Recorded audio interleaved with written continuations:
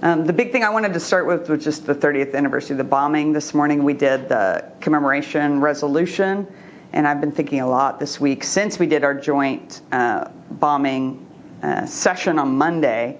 It really impacted me thinking about how much of that was about dehumanizing the federal and state employees and really talking through those employees that were killed.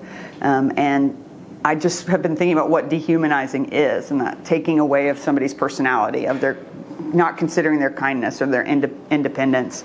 And I feel like that dehumanizing along with extremism is what leads to this kind of violence. And we really have seen a rise in it's a big concern how that extremism is going to play out. And I certainly see a lot of dehumanizing of our federal and state employees. And even when we're talking about things like reducing budgets or efficiency, we need to continue to treat those individuals with respect and recognize that they're important in our community. And I really feel like I just want to call on my colleagues to continue to treat all Oklahomans with dignity, and I ask them to help me denounce that kind of violence, because I feel like we're in a time when we need to be clear about that, and the bombings are a reminder of that. So just in honor of all our fellow community members who were killed, hurt, or impacted, just want to send out my heart for that. What else do you guys want to talk about? Kind of along those lines. Yeah. And you kind of anticipated my question, I guess. Yeah. I'm old enough to remember. I was in my mid-20s. Kind of what are your memories of the bombing? And you've already talked a little bit about just kind of the political discourse right now. And are we in danger of having something like that happen again? Yeah, so I was away to college when it happened, but I came back the summer after. And so my real experience was Oklahoma's reaction to it and kind of how we responded. And it was amazing to watch, because it really created a solidarity of community that comes out of that kind of strife. But I think there was a real clarity around how impossible and how much we had to not let that happen again with Americans. And to me, anti-government sentiment can go awry when it's combined with dehumanizing and extremism. And I see a lot of anti-government sentiment that does not recognize that government is us, and government are people we've hired to do work, and we've asked to do a service. We might choose we don't think the state should do that service anymore. Okay, that's one thing. But we don't say that that person's not a person. We don't say that they're not worthy. And what I do is I meet a whole lot of public servants who are doing the hard work and are kind of underappreciated. And when I just reread the Boomtown description of the bombing, and Councilman Cooper read it at an event where I was, so I went back and reread it. And he talks about just the kind of mundane aspect of part of government, which is how do you get things done? How are you getting people identification? How are you getting them their Social Security? And those important things that happen every day in government, and that it was so disrupted to have that happen. Anyway, so I'm deeply concerned about it, and I think some of the language we use up here really encourages that kind of dehumanizing mindset.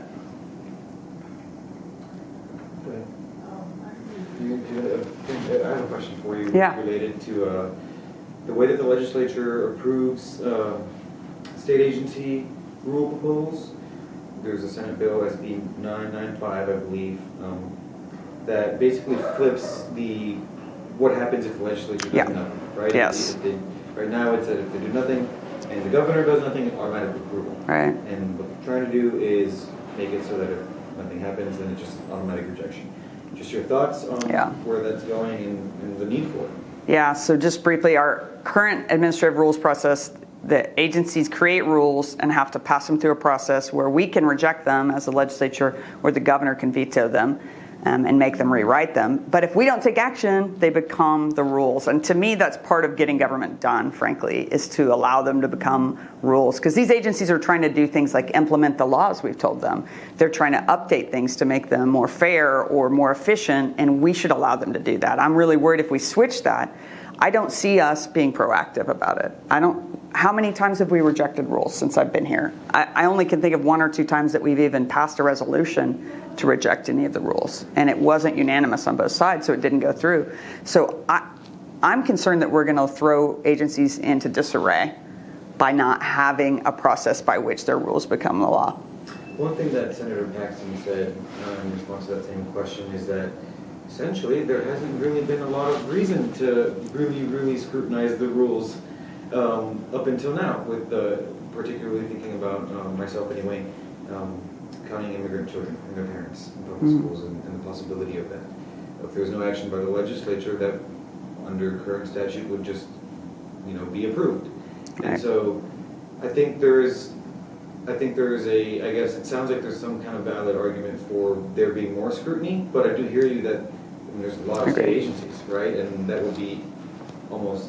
Well, I think creating a law and completely upending a system over one agency lead, and he is an elected official who's stepping out of his authority, we need to handle that in different ways. To me, you don't change the whole law. What I see is a lot of agencies that have pretty mundane things they're bringing through, and that shouldn't be such a concern. I don't know. Also, that bill puts a whole lot more administrative burden, so it's going to make our Legislative Office of Fiscal Transparency add a division to review rules. And so then you've got the actual agency writing the rules, and they have to explain how it fits in the law and their authority. You have the Secretary of State has a whole process by which they're approving them, and the governor, and then we're also going to do that. Like, how much bureaucracy are we creating for what might be a very simple rule?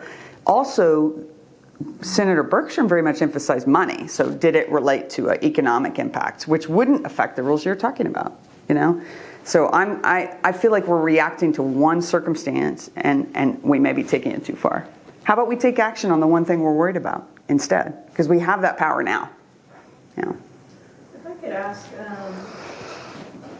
Mr. Pro Tem mentioned something, more of an idea about these standards that I had never heard before or considered before, that they could, it sounds like there's not a lot of movement to reject the standards this year, but he suggested, or he mentioned, so I don't want to say suggest, that the board could vote again next year or sometime before next session and send a new, fresh set of standards to So they could redo the standards again? and send it to you all again. And he Okay. said there's nothing in state statute that would stop them from doing that, and Okay. would, I guess, stop you all from considering that.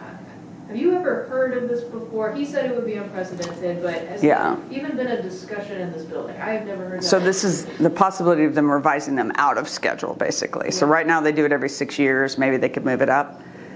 I mean, he has an advisor who's an education specialist, so he probably has read the statute more carefully than me lately. I seem to read sections of it because I run out of time, and then so maybe he's right. My concern is this is supposed to be implemented right away. So are we going to be getting textbooks? Are we going to do an RFP and get a PragerU textbook for this fall and then revise them again?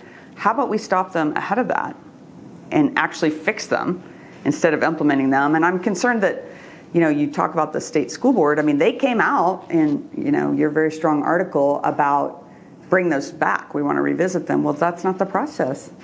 So I feel like the action now is for the legislature to take action. I would love for us to revisit it, but I'm afraid we're already so far down the path it's going to cause more disarray over the next couple of years. I had a quick question regarding the J&C now. Yeah. Yesterday, the governor said that it's interesting, that he doesn't necessarily have a specific problem with the J&C and the way that everybody's nominated, except that the meetings are really short and not very transparent. If it were up to him, he'd have a more kind of federalized model, where he gets to make the sole appointment and then there is a Senate confirmation. Mm-hmm. And I just wonder what you make of that suggestion, considering that there was a bill in motion for that, and I think it's dead now, according to the rules. Yeah. And there's a House proposal that really gets into the nitty-gritty of Mm-hmm. the J&C and how to nominate it and all that. Just your thoughts around how that moves forward and the dynamic. What's clearest to me is that we need an independent judiciary and independent courts. And, we've heard that our JNC, our Judicial Nominating Committee, has created an independence there and a buffer from politics. I certainly don't want us to be Washington, D.C. and revisit all that. Now, I will say, the person being appointed has no experience as a judge, and that does concern me. But he did go through the process. I don't know how that happened. We're still talking about a private organization setting who that membership's going to be. But I feel like the governor gets a lot of power in that. So I'm not worried about the governor having enough power. I am concerned that we take it seriously when there's a lifetime appointment for an independent court, and we want to make sure that person's the best possible member. On the topic of transparency around that whole process, is something like a public Senate hearing, confirmation hearing, more transparent in your mind than the way that it's currently happening, where there's this, there's 14 nominees, this 15-member commission sits down and talks to you for 20 minutes, what the governor said, back to back, all in one day. Yeah. Just I'm thinking about the transparency and the efficiency behind that. Yeah, I mean, I think the public deserves to know how candidates are being reviewed, what are considered, how are they scored. That kind of thing to me seems relevant. Having a theatrical hearing where legislators get to ask a lot of questions doesn't necessarily add to the public's transparency. I think there's meaningful transparency, and then there's transparency that's for politics, And so to me, okay, if they want to present, here's how we score, here's how that went, but they put out their finalists. They told how many people applied, so would I like to know how they rate them? Yeah, I would like to know that. Yeah, and I think that would be meaningful transparency to the public. One thing, just last thing on that, Speaker Hilbert said earlier today, was that basically the governor's comments reaffirmed the need to make tweaks to the process, but not necessarily, do away with it and bring something else. Just your thoughts on that observation. I mean, we always should improve processes.